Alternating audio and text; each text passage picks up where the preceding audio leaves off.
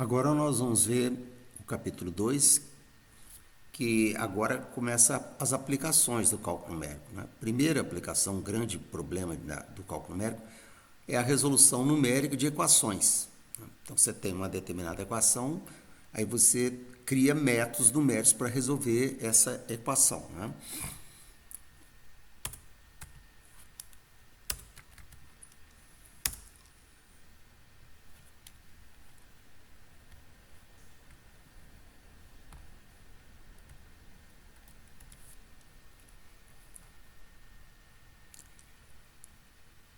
Então, primeiramente nós vamos estudar os métodos numéricos para a resolução de equações não lineares, ou seja, não é uma equação linear, né?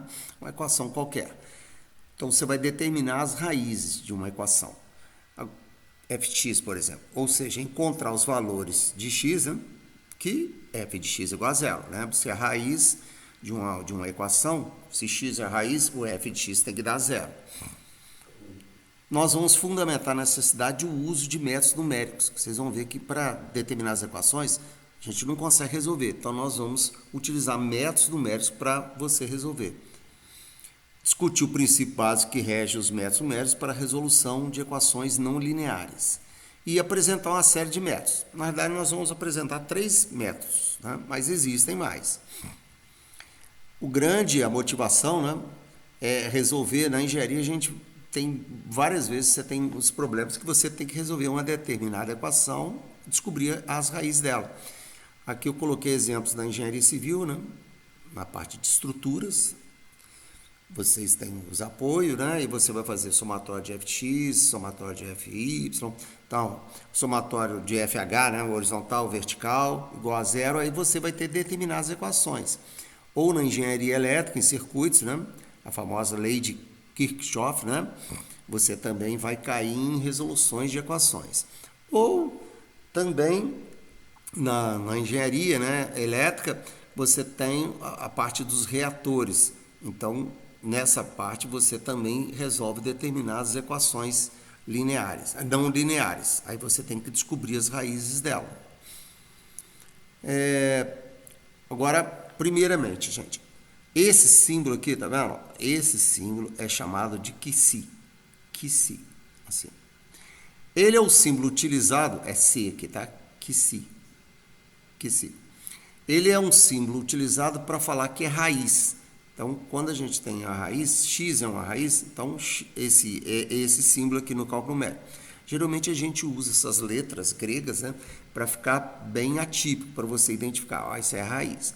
Então, se esse valor que se pertence ao número real é um zero, zero ou raiz é a mesma coisa, da função, né, ou raiz da equação, f de x igual a zero, implica que f desse valor que se tem que dar zero, né? Por exemplo, se 1 é raiz, f de 1 tem que dar zero. Se 2 é raiz, f de 2 tem que dar zero. Então, se esse que se é raiz, então f desse que se tem que dar zero. Gente, esse símbolo é simples um símbolo, né? Que no cálculo numérico a gente usa para identificar as raízes. Para você ver na teoria, ó, isso aqui é uma raiz, né? É mais para chamar atenção. Zeros podem ser reais ou complexos. Nós só vamos estudar os métodos numéricos para as reais. Os complexos a gente não vai conseguir pegar, tá? Tá lá, é só trata os zeros reais. Lembrando, gente, graficamente, ó, olha que interessante como é que eu identifico as raízes, ó. Interseção da curva com o eixo x são as raízes. Por quê? Esses valores de x, ó, iguais a QC1 ou QC2, o valor numérico dele, o valor, né, da função é zero. Pode ver. Ó, fx está aqui. Fx igual a zero é no eixo x. Então, essas são as raízes, interseção da curva com o eixo x, né? Na equação de segundo grau, a gente sabe determinar as raízes, né?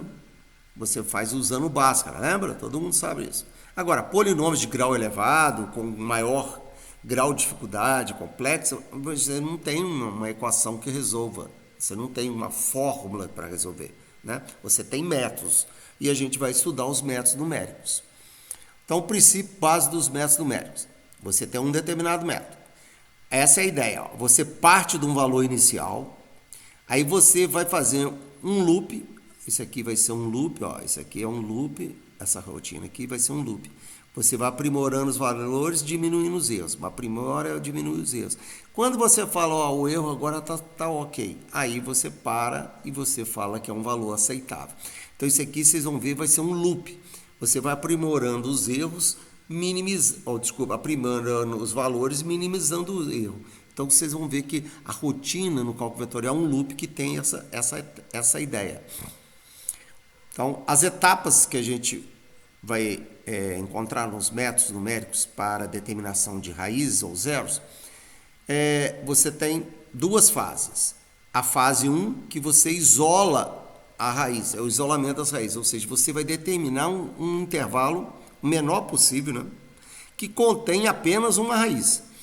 E a fase 2 é o refinamento, ou seja, você vai aprimorar essa raiz, você vai usar um método para aprimorar, melhorar esse valor, tá? Bem, a fase 1, que é a fase de isolamento das raízes, você tem duas técnicas. Você tem uma fase, né, que você precisa descobrir qual é o intervalo dessa raiz, né? Quais são os intervalos que contém essa raiz. Isso depende de vários fatores, né? A gente vai ver os dois procedimentos básicos que a gente tem, né? Primeiro, antes do teorema, antes dos procedimentos, existe um teorema muito importante, né? Que é um teorema do cálculo. Sendo f de x contínua em um determinado intervalo, AB, se f de A vezes f de B é negativo, então existe pelo menos um ponto x igual a que si, ou seja, existe uma raiz entre A e B que ele é zero, tá? Isso é fácil de ver. Olha aqui, ó, a análise gráfica é muito fácil de você ver. Ó, aqui está o f de A, pode ver que o f de A é negativo. F de A é o valor, ó, f de A é a ordenada, né? F de B é ordenada aqui, ó, ela é positiva aqui. Ó, negativo vezes positivo, o produto aqui está dando negativo, tá vendo? Né? Ô, gente, se ela estava negativa e passou para ser positivo, ó, ela estava negativa, virou positivo, tem que ter raiz ali, né? Agora, olha aqui, ó, F de A negativo, ó, negativo, né? F de B positivo, tá vendo? Mas pode ver aqui que aqui tem uma, duas, três, ó. Pode ter três. Aqui tem uma, aqui poderia ter três. Agora, olha que interessante. Aqui, mesma coisa. F de A negativo, F de B positivo. E olha, aqui já teria duas. Aí você fala, como é que eu sei que tem uma, ou duas, ou três, ou mais? Esse é o processo interessante que a gente vai ver. Você tem primeiro, para a gente isolar as raízes, né, os intervalos, você tem dois procedimentos. Esse é o procedimento mais empírico possível, né? É lógico que ele ficaria muito bom se você traçasse o gráfico, mas traçar o gráfico de uma função, né, mais complexa fica difícil, né? Hoje a gente tem os softwares para desenhar e fica mais fácil, mas a ideia desse aqui é o seguinte: você gera uma tabela de pontos, xi, f de xi. Xi é uma sequência, x0, x1, x2, né? Aí você verifica o intervalo dos pontos onde a função troca de sinal. Agora, qual é o xi inicial? Qual é o xi final? Aí é que é o problema, né? Ou seja, quanto que você vai... por exemplo, você faz xi, o inicial igual a 1. Aí depois qual vai ser o próximo? Vai ser o 2? Ou vai ser o 20? Ou seja, a gente chama de passo. Qual é o passo? Aí, infelizmente, não tem uma regra para isso. Então, isso aí seria a experiência do próprio usuário. Por isso que ele é um método bem empírico. Vou tentar exemplificar para vocês verem. Ó. Você tem essa função aqui, ó, x3 menos 9x mais 3. Tá? Eu devia ter colocado os valores aqui. Tá? Eu substituo os valores. Mas se você substituir menos 4 lá, vai dar um valor negativo. Se você substituir menos 3 lá, já vai dar um valor positivo. Por exemplo, menos 3 é fácil, vai dar 3. Menos 4 vai dar um valor negativo. Menos 100 vai dar negativo. Menos 10, mas repare, como é que você sabe que eu comecei do menos 100? Eu não chutei, menos 100 lá, vai dar negativo. Menos 10 vai dar negativo. Mas aí você vai vendo, eu devia ter colocado os valores, que ele vai diminuindo em valor, em módulo. Ou seja, a função está aproximando de zero. Né? Aí você vai diminuindo o valor, né? Até você descobrir. Aí, ó, trocou o valor de negativo para positivo. Então, uma raiz está nesse intervalo. Aí você vai atribuindo valores. Aqui você repare que eu já passei para o menos 1. Aí você fala, e o menos 2, o menos 1, o menos 2, né? Não coloquei o menos 2. Tá? Mas se você substituir menos 2, vai dar positivo. Aí vai para o menos 1. Aí depois você vai para o 0. Também vai dar positivo, porque 0, f de 0 dá 3. Aí substitui 1. Tá? 1 vai dar menos... Vai dar 1 mais 3, 4, menos 9, menos 5. Olha lá, dá negativo. Então tem outra raiz entre 0 e 1, ó, porque de positivo passou para negativo. Aí você substitui 2 aqui, vai dar negativo. Substitui 3, vai dar positivo de novo. Então você já sabe que tem outra raiz aqui. Então você já achou os intervalos. Ó, tá entre menos 4 e 3, é um intervalo quando tem uma raiz, outro intervalo é de 0 a 1 e outro intervalo de 2 a 3. Agora, gente, é empírico, tá vendo? Aqui é empírico. Como é que de menos 10 eu passei para o menos 4? Né? Isso é empírico. Eu devia ter colocado os valores, porque aqui se você substituir menos 100, vai dar um número extremamente alto, negativo, modularmente alto, né? Mas ele é negativo. Ou seja, menos um número muito grande. Né? Aí você vai para menos 10, vai diminuir o valor. Então você já sabe, está diminuindo. Mas você não sabe quanto que está diminuindo. Isso que é ruim, você não sabe onde está. Então isso é empírico. Aqui eu coloquei os valores, né?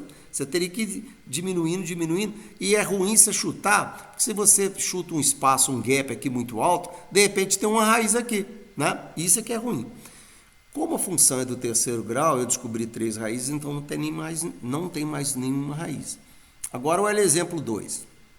Primeiro, você já sabe que o x tem que ser positivo aqui, né? Porque, ó, é raiz aqui, então o x tem que ser positivo, já melhora. Aí você começa, 0, 1, 2, aí você vai ver, ó, substitui 0 aqui, vai dar negativo, porque aqui vai dar 0, aqui vai dar e elevado a menos 0, vai dar 1, né? Porque e elevado a 0 é 1, então vai dar menos 5. Ó. Substitui 1 lá, vai dar negativo também, o valor você teria que calcular. 2 vai dar positivo, então você já sabe que tem uma raiz aqui, ó. Aqui, gente, vocês vão ter que usar a máquina, tá? Para calcular isso. Porque, então você tem que ter uma máquina científica para fazer isso, né? Aí você vai ver que fx admite pelo menos um 0, né? Entre 1 e 2, ó. Então, você já fez o intervalo. Agora, como é que você sabe que ele é único aqui? Aqui eu usei a teoria do cálculo, não sei se vocês lembram. Eu calculei o sinal da derivada primeira. A derivada é a tangente, né? A tangente de qualquer ponto, é o coeficiente angular da tangente, num ponto específico. Né? Então, você deriva aqui. Aí a derivada é isso aqui, ó, a derivada primeira daquela função. Repare que qualquer x que você atribuir aqui, positivo, isso aqui vai dar sempre positivo. Então, ela é sempre positiva. O que significa? Se a derivada primeira é sempre positiva, quer dizer que a função sempre cresce. Então, vou raciocinar. Se ela estava aqui no 2, né, deu positivo, e ela sempre vai crescer, então vai ser sempre positivo, nunca mais ela vai ser negativa, então nunca mais vai ter uma raiz. Porque para ter raiz, lembra, tem que trocar de positivo virar negativo, ou de negativo virar positivo. Então, esse caso aqui eu sei que ela só tem uma raiz. Mas tem hora que você não consegue ver isso. O estudo da análise sinal também é difícil. O procedimento 2 é interessante. Ó. Você decompõe uma função, se possível, né? Na forma g de x menos h de x. Você subtrai duas funções, onde os grafos de g e h sejam conhecidos. E bem mais simples. Nesse caso, os pontos de interseção dos gráficos representam as raízes. Olha que interessante. Eu vou até mostrar aqui, eu vou fazer o contrário, ao invés de mostrar isso aqui, eu vou mostrar o desenho que eu bolei aqui. Ó. Olha aqui que interessante. Eu tenho aqui uma função h de x, que é essa 3 menos x2, tracei o gráfico dela. Tracei o gráfico dessa aqui, pum, tá vendo? Olha aqui o ponto de interseção, é 1, pode ver, que se você substituir 1 aqui, vai dar g de 1, 2, ó, olha lá, 2, olha lá, h1, se você substituir h1 aqui, ó, vai dar 3 menos 1 ao quadrado, 2 também. Então, o g de 1 vai ser igual a h de 1, que vai dar 2. Aí, a função, qual que seria a função? Repare aqui, ó. Você vai subtrair as duas funções, né? Você tem que subtrair duas funções para dar a função f. Então, seria a primeira menos a segunda, tá vendo? Ó, h de x menos g de x. Pode substituir 1 aqui agora nessa função. Ó. Vai dar 0, ó lá, é a raiz, tá vendo? Aqui está ilustrando esse fator. Então, isso aqui, 1 é a raiz dessa função aqui, ó, que é uma composição dessas duas aqui. Aí estou explicando por que que dá certo fazer as raízes, né? Porque aqui, ó, se você tiver um xi qualquer que é raiz, se g de xi é igual a h de xi, então passei esse aqui para lá, g de xi menos h de xi é igual a zero. Então, ó, se uma função é decomposta em g de x menos h de x, aqui, ó, g de x menos h de x, se isso for zero, ó, né? Olha lá, se isso aqui for a função, se isso aqui for zero, quer dizer que é o ponto de interseção, né? Porque aí vai ser g de x igual a h de x, né? É a explicação ali. Então, aí nós vamos ver o exemplo, ó.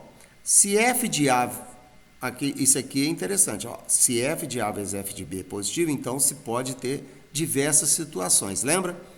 Ó, f de a vezes f de b positivo, ó.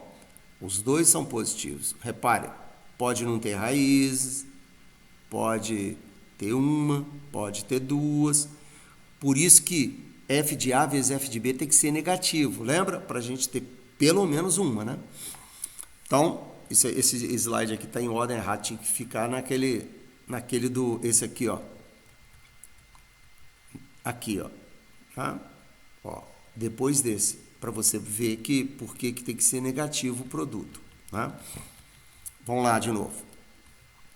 Agora, vamos fazer o segundo método dessa função aqui, ó. Fx é x3 menos 9x mais 3. Então, o que você vai fazer? Você vai criar duas funções. Para ficar mais fácil aqui, gente, você faz o seguinte. Você bola duas funções. Você vai pegar duas funções. A primeira é essa, menos a segunda. Cuidado, tem um menos na frente, hein? Né? Aqui é preferível vocês fazerem assim, ó. Pega a função, olha como é que é fácil. Pega essa função, x3, igual a zero. Aí eu vou passar esse pedaço todo para lá, ó. Vai dar x3 igual a 9x menos 3, tá vendo? Aqui, ó, essa aqui vai ser a sua função g e essa aqui vai ser a sua função h, tá vendo? É mais fácil para você fazer assim. Aí você traça o gráfico dessas duas, ó. G de x igual a... Aqui é g de x, né? Igual a x3. G de x igual a x3 é fácil. É essa aqui, ó. Você teria que atribuir valores, né, gente? Aqui eu não estou fazendo porque a gente não vai fazer. Isso aqui é só para você entender a teoria. Porque hoje em dia você tem gráficos, você tem ferramentas gráficas para desenhar o gráfico, né? Mas é só para ilustrar. Aí você traça o gráfico. Tá. Aí você traça o gráfico de h de x também, que é essa reta aqui, ó. Aí você traçou o gráfico da reta, ó. Aí você vai ver os pontos de interseção. Isso aqui, gente, ele está aproximado, né? Ó. Ele está, ó, olha a interseção. Ele está entre 2 e 3 e menos 4 e 3, né? Então, você já sabe. Ah, tem um outro aqui também, ó, de 0 a 1. Então, você tem 3 possíveis intervalos de raiz, ó, né? Lembra? Os 3 possíveis intervalos de raiz. Agora, esse aqui. Mesma coisa, ó, você vai fazer f de x igual a 0, ó. Então, iguala isso aqui a 0. Para você descobrir as raízes, as funções. Né? Aí você passa isso aqui para lá, vai dar raiz de x igual a 5e elevado a menos x. Essa aqui vai ser g de x, essa aqui h de x. Olha lá. Tá vendo? Aí você desenha os dois gráficos. Essa aqui é difícil desenhar. Gente, para vocês desenharem, eu fazia na aula, você tem que chutar valores. Aqui tem que ser valores positivos. Então, você dá 1, 2, 3, vai chutando os valores lá, né? E vai desenhando a primeira curva e depois desenha a segunda. É difícil. Você teria que desenhar os dois gráficos e ver a interseção. Então, ó, repare que a interseção está entre 1 e 2. Lembra? Era entre 1 e 2. Agora aqui eu fiz uma outra. Ó, f de x igual a x log de x menos 1. Aí eu pego igual a 0, ó. Tá vendo?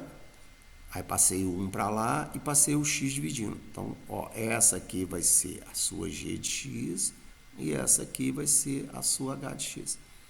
Aí você desenha as duas, o ponto de interseção é esse aqui, entre 2 e 3. Isso aqui é só para ilustrar, tá, gente? Aí, o refinamento. Agora que a parte interessante que a gente vai fazer mesmo. Aqui que vai ser a nossa matéria mesmo. Aquilo ali, hoje em dia, a gente tem ferramentas gráficas, né, para você desenhar.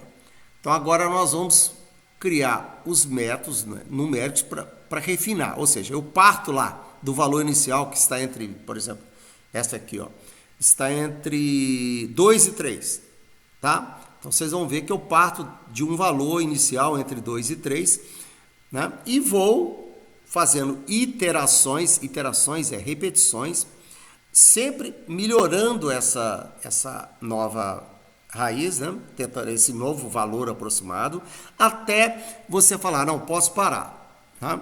Então, nós vamos ter que você vai criar uma série de valores e você vai falar quando você pode parar. Aí você vai ter estipular o seu erro. Né? Vamos mostrar para vocês. Ó. Você vai gerar uma sequência de aproximações. Ó. X0, X1, X0 é a aproximação inicial. Lá. Vai lá. Bum, bum, bum. Né? Aí, quando que eu sei que eu paro? Né? Ó. Quando x de k tem que ser suficientemente próximo da raiz. Como é que você sabe que ele está próximo da raiz? Como verificar esse questionamento? Né? Então, ó, isso aqui é interessante. Ó. Se x barra, no cálculo numérico, quando a gente põe x barra, é valor aproximado de x, tá? Quando esse valor aproximado é uma raiz aproximada, com a precisão epsilon, aqui é epsilon, na física, né? Lembra? Na matemática, a gente usa esse símbolo para precisão. Então, não confunda esse com esse. Esse é o que se, é da raiz. Esse é a precisão, tolerância, né? Quando que eu sei que x aproximado é uma raiz aproximada? Quando o valor aproximado da raiz menos o valor real for menor do que essa tolerância. Ou o valor numérico desse valor aproximado também é menor do que a tolerância. Aqui é sempre módulo, né, gente? Porque não interessa o sinal, por isso tem um módulo. Agora, como que você vai fazer isso aqui se você não conhece a raiz real? Né? Você não conhece a raiz real. Então, nós vamos criar técnicas. Uma das técnicas, que é a mais usada no início, mas aqui eu vou mostrar aqui, ó. Olha esse exemplo aqui, olha que interessante. Aqui tem a raiz real. Aqui tem uma raiz aproximada. Repare que o valor numérico dela é pequenininho, ó. Então, vamos supor que a sua tolerância fosse desse tamanho aqui, ó. Esse seria a tolerância, né? O epsilon. Ó, repare que esse valor aqui, ó, é menor que a tolerância. Então, está legal. Mas olha aqui, o intervalo x menos o que se, olha lá, é maior do que a tolerância. E ela não é uma raiz aproximada, não está legal, né? Porque esse gráfico, ó, esse gráfico pode acontecer isso, então essa raiz não é um valor ideal. Por isso que a gente tem que fazer os dois casos. Aqui já é o contrário, ó. Esse intervalo aqui é menor que a tolerância. Aqui está quase igual, né? Vamos supor, menor que a tolerância. Então, é menor que a tolerância. Tá? Só que, olha o valor numérico dele, é maior do que a tolerância. Né? Então, esse também não é um valor bom para a raiz. Teria que satisfazer os dois. Né? Então, bem, os programas computacionais, ele tem o teste de parada. Você vai falar, ó, eu vou parar. Né? E você tem estipulação do número máximo de iterações. Ou seja, vamos supor que o teste de parada ele não aconteça. Aí você vai ficando executando. Aí, logicamente, tem hora que ele pode entrar em loop. Por isso que você fala, eu quero no máximo 10 iterações, 20 iterações. Porque, de repente, o programa está em loop e aí você nunca vai terminar. Né? O programa vai ficar em loop.